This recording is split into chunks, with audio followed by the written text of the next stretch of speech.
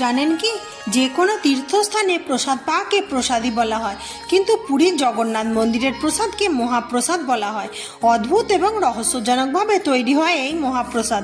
মন্দিরের রান্নাঘরে এই প্রসাদ বানানোর জন্য 7টি মাটির পাত্র একের উপরে এক রাখা হয়। এই প্রক্রিয়ার উপরের পাত্রে রাখা সামগ্রী সর্বপ্রথম সিদ্ধ হয়ে তৈরি হয়। এরপর তার নিচের পাত্র, এইভাবে সব থেকে নিচের পাত্রের সামগ্রী সব থেকে শেষে সিদ্ধ হয়ে তৈরি হয়। এই মন্দিরে 250টি উনুনে 600 জন রাঁধুনি এবং 400 জন সহযোগী সারা বছর ভোগ বানানোর কাজে লেগে থাকেন। বলা হয় যে রান্নাঘরে যা ভোগ তৈরি হয় তা স্বয়ং মা লক্ষ্মী দেখাশোনা করেন। ভোগের জন্য প্রতিদিন 56 রকম ভোগের পদ তৈরি করা হয়। এখানে রোজ 20,000 ভক্তদের জন্য প্রসাদ বানানো হয়। তবে ভক্তের সংখ্যা 1 লক্ষ হয়ে গেলেও প্রসাদ বানানো কোনোদিন কম হয় না। এখানে বিমলা দেবী নামে মাতা পার্বতীর একটি মন্দির আছে। সেখানে ভোগ নিবেদন করা হয় এবং তারপর জগন্নাথ দেবকে ভোগ অর্পণ করা হয়।